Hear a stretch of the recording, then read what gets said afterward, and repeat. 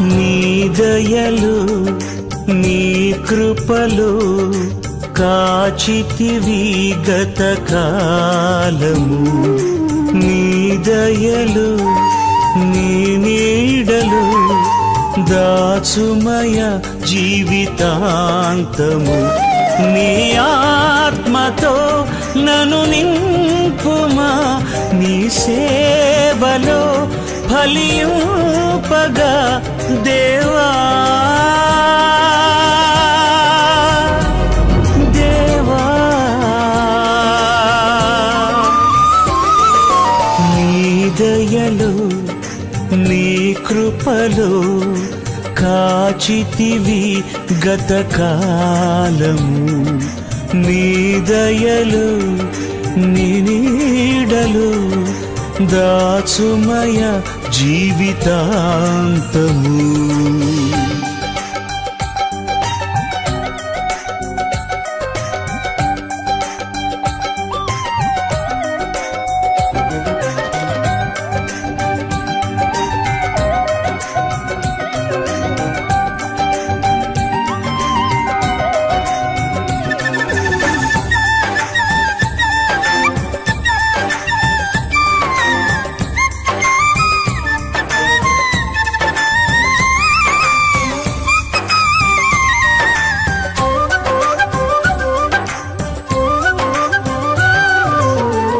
కష్టకాలం దుఃఖ సమయం నన్ను వేధించగా,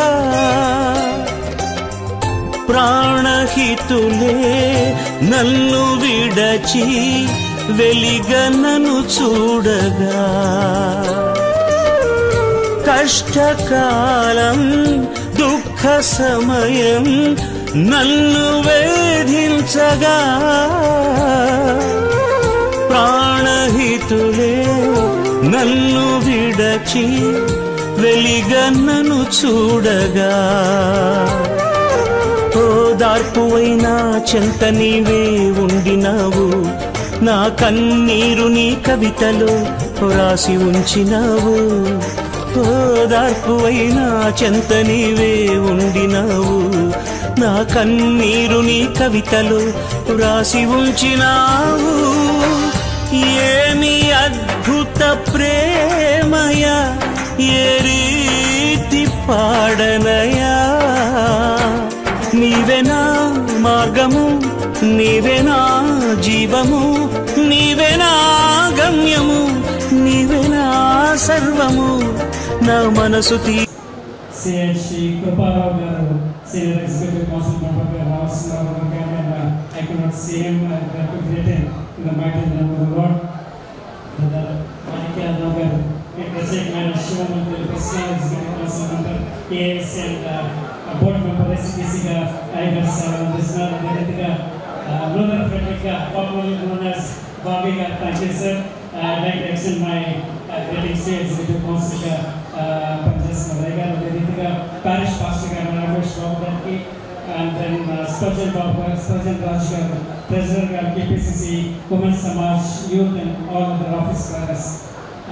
చివరిగా మర్చిపోకుండా మా అత్తగారైన గుమ్మడి లలిత మోసెస్ గారికి ప్రత్యేకమైన శుభములు తెలియపరచాలని ఆశపడుతున్నాను. మరి ముఖ్యంగా నా తండ్రి అయిన దేవునికి ఈరోజు ఈ ఆలయంలో దేవుని యొక్క వర్తమానమును పంచడానికి నాకు ఇచ్చిన అవకాశం బట్టి నా తండ్రికి వందనాలు తెలియపరుచుకుంటున్నాను. ఈ ఊరి వారిని అంటే ఈ కుటుంబ సభ్యులని ఎంతన్నా మనము జ్ఞాపకం చేసుకోవాల్సిన పరిస్థితి. ఎందుకంటే this is a place where God is going to spread his word. దేవుని యొక్క వర్తమాన ప్రదేశంలో వినిపించుచుండగా రాజ్య వ్యాప్తి జరగబడబోతున్నదని ఒక విశ్వాసంతో ఈ ఆలయం కట్టి ఉన్నారు. కనీసం ఒక్క ఆత్మ రక్షింపబడితే ఆలయం ద్వారా దేవునికి మహిమ కలగాలని చెప్పి ఈ ప్రత్యేకమైన ప్రార్థనలోకి మిమ్మల్ని నడిపించాలని ఆశపడుతున్నాను. ఒక 3 దశలు 3 ఫేజెస్ ఆఫ్ చర్చ్ మినిస్ట్రీ గురించి మీతో పంచుకోవాలని ఆశపడుతున్నాను.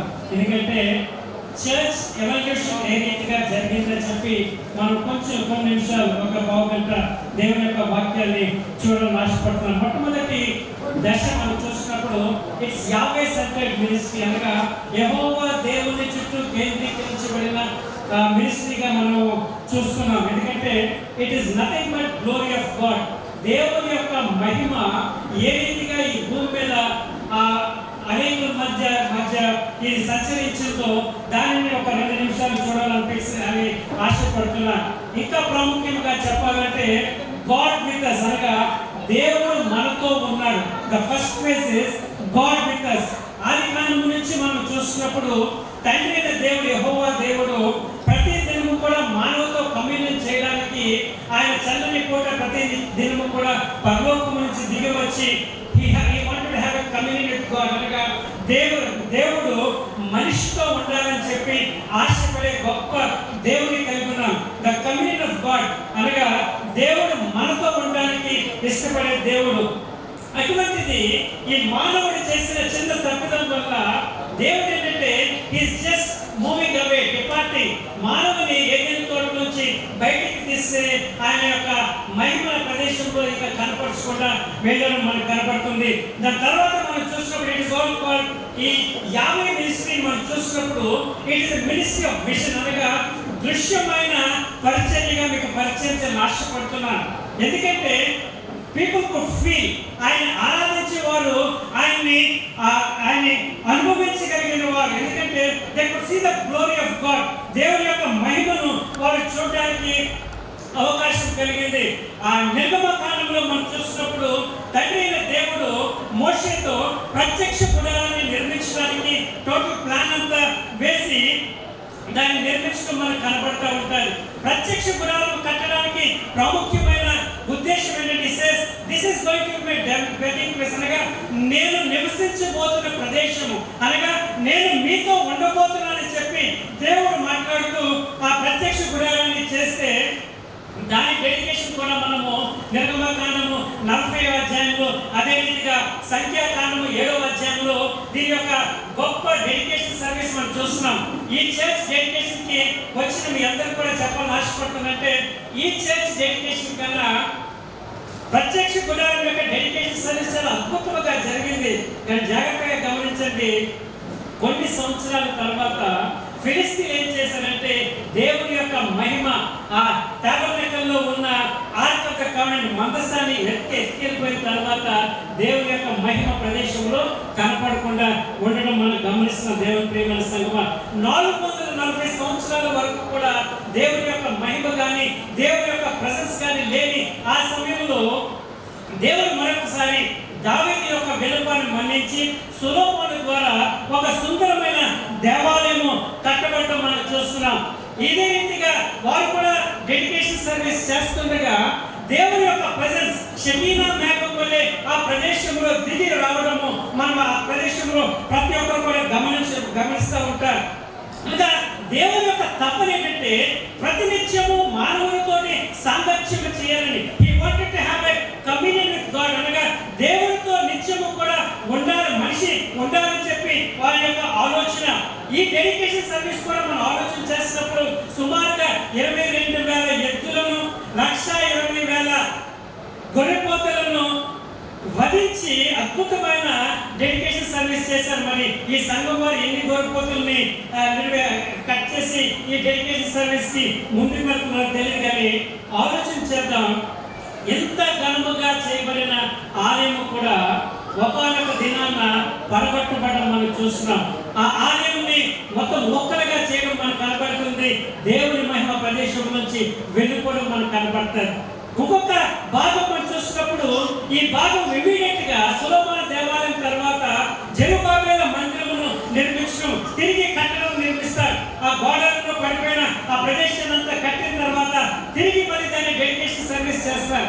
చాలా ఉన్నతమైన డెడికేషన్ సర్వీస్ చేస్తారు. కానీ ఆ దేవాలయం కూడా కొన్ని సంవత్సరాల తర్వాత అది కూడా పడవేయడం మనకు చూస్తున్నాం. దేవుని ప్రియమైన సంఘమా, దాని తర్వాత ప్రాముఖ్యంగా నెహెమ్యా కనబడతాడు. నెహెమ్యా వచ్చి ఏం చేస్తాడంటే కేవలము ఆ గోడలను ఆ వీధులను బాగుపరిచి తిరిగి ఆ డెడికేషన్ సర్వీస్ ఆయన చేయడం మనకి కనపడతా ఉంటారు. ఈ డెడికేషన్ సర్వీస్ లో కూడా చాలా ప్రాముఖ్యంగా వారు చేసిన పద్ధతి ఏంటంటే లేవీయులందరికీ అనగా కాపరులందరూ కూడా ప్యూరిఫై ప్యూరిఫైడ్ అనగా తమ పవిత్రపరుచుకున్నారంట మొట్టమొదటిగా. దాని తర్వాత వారు ఒక సమూహముగా ప్రొసెషన్గా వారు నడిచి దేవుని ఆరాధించారంట. దాని తర్వాత దేవుని మహిమపరిచారంట. 3 భాగాలు డెడికేషన్ సర్వీస్ లో కనబడుతున్నాయి. మరి ఈ ఆలయంలో ఉన్న సంఘ పెద్దలు కానీ సభికులు కానీ మరి ఏ రీతిగా దేవుని ఆరాధన చేయడానికి ఇష్టపడుతున్నారు? ఆయు ప్యూరిఫైయింగ్ అనగా మిమ్మల్ని మీరు పవిత్రపరచుకుని ఈ ఆలయ ప్రవేశంలోకి రావడానికి ఇష్టపడ్డారా?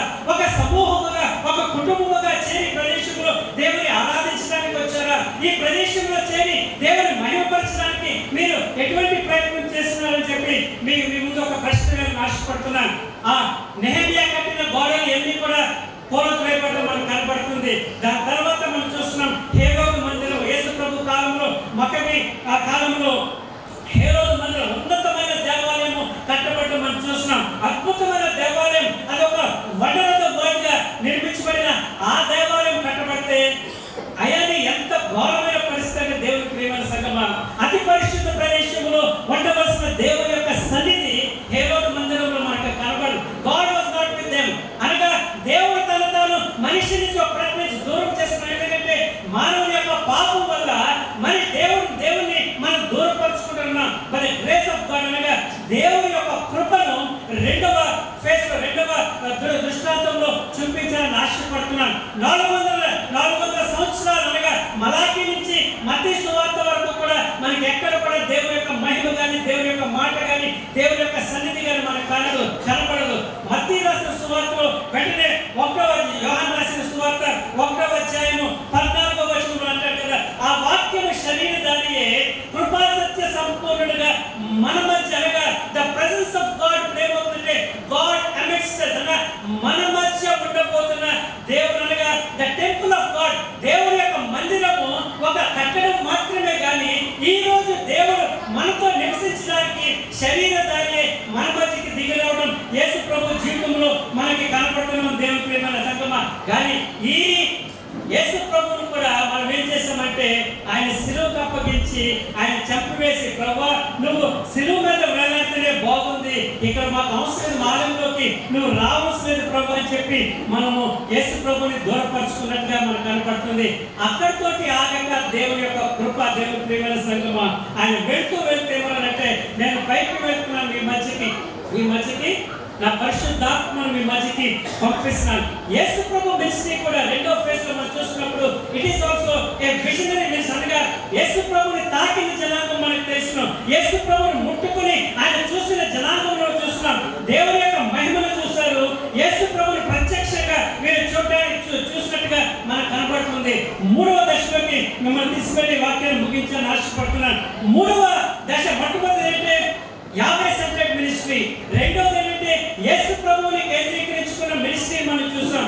3వది దేవుని ప్రియమైన సంగమా, ఇంతవరకు వినకపోయారో ఈ కొద్ది మాటలు మీరు వినడానికి ప్రయత్నించండి. ఎందుకంటే this is nothing but the believer scented ministry అనగా ప్రతి ఒక్క సంఘ విశ్వాసి అంటే ఒక భక్తురాలను కేంద్రీకరించుకున్న ఈ మినిస్ట్రీ గురించి కొన్ని మాటలు చెప్పాలని ఆశపడుతున్నాను. కొరింథీయులకు రాసిన మొదటి పత్రిక 3వ అధ్యాయము 16వ వచనంలో ఏమంటాడంటే మీరు దేవుని ఆలయమై ఉన్నారంటున్నాడు.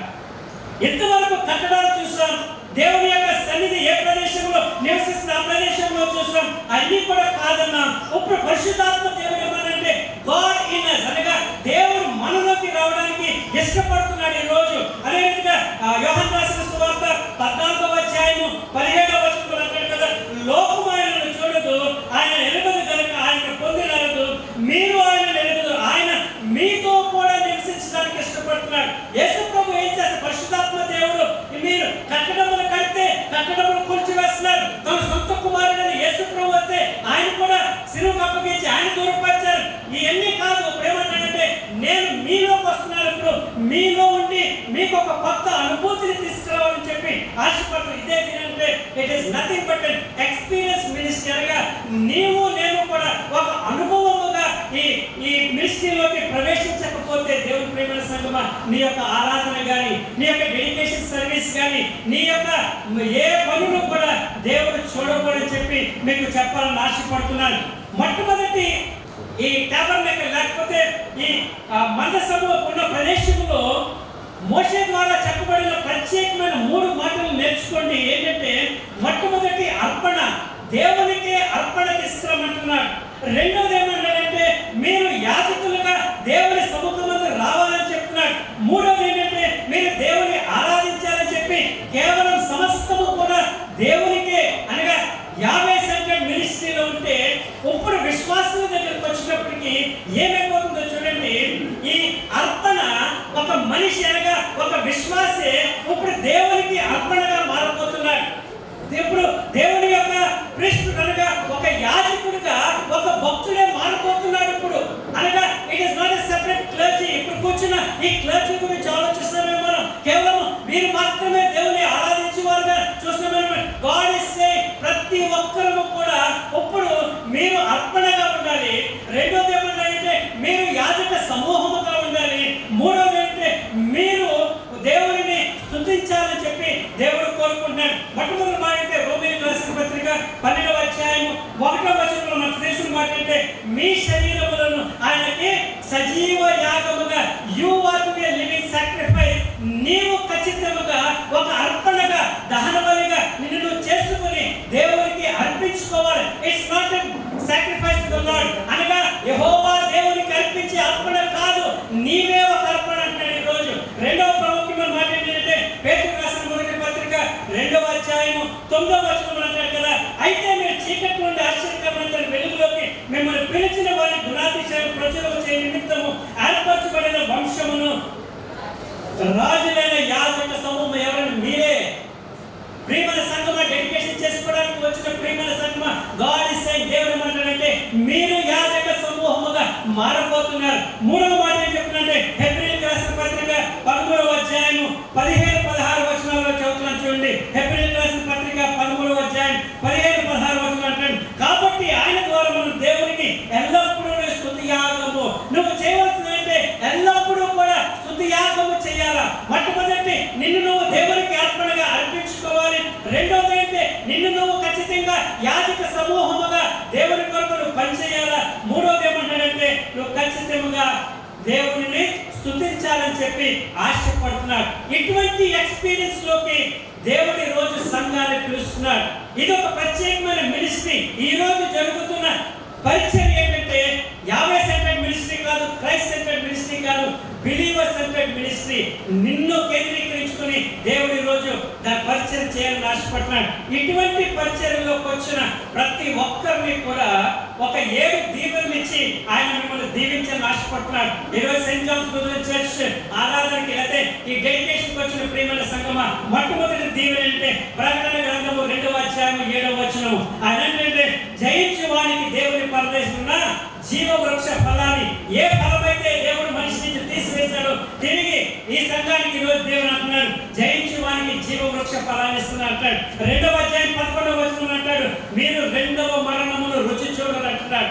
3వ దీవెన గురించి మనం ఆలోచన చేస్తే 2వ అధ్యాయం 17వ వచనం అంటాడు దాచబడిన మన్నాను తిరిగి మీకు భుజించిస్తానంటాడు. అది చాలా అన్నట్టుగా అంటాడు మీకు ఒక కొత్త పేరును కూడా ఇవ్వబోతున్నాను అంటాడు. 4వ దీవెన మనం చూస్తుంటే 2వ అధ్యాయం 26వ వచనం అంటాడు నేను మీ అందరికి కూడా అధికారం ఇస్తున్నానంటాడు. దేవుని ప్రియమైన సంఘమా, ఇంతవరకు అధికారం లేదేమో కానీ మీ అందరికి కూడా సంఘం అంతటి కూడా అధికారం ఇవ్వాలని ఆశపడుతున్నాను. 5వ చూస్తుంటే 3వ అధ్యాయం 5వ వచనంలో చెప్తున్నట్టే మీ అందరికీ కూడా తెల్లని వస్త్రములు ధరింపచేసి అని అంటాడు కదా, జీవ గ్రంథములో మీ పేరు తుడిచిపెట్టకుండా నిత్యము జీవ గ్రంథములో మీ పేరు ఉన్నట్టుగా నేను చేస్తున్నట్టు. చాలా మందికి తెలియని విషయం ఏంటంటే ఒక్కసారి జీవ గ్రంథంలో పేర్లు లిఖించిన తర్వాత దాన్ని చెరిపివేసే అధికారం కూడా దేవునికి ఉన్నది. కానీ జయించు వానికి అంటాడు కదా నీ పేరు అన్నట్టు కూడా చెరిగిపోకుండా చేస్తానంటాడు. 6వ దీవెన అంటాడు 3వ అధ్యాయం 12వ వచనం అంటాడు కదా మీరు దేవుని ఆలయంలో ఒక స్తంభముగా, ఇదివరకు రోజుల్లో ఒక ఫ్యాన్ డొనేట్ చేస్తే దాని పేరు రాసుకున్నాడు ఈ కుటుంబం మేము ఫ్యాన్ డొనేట్ చేస్తామని.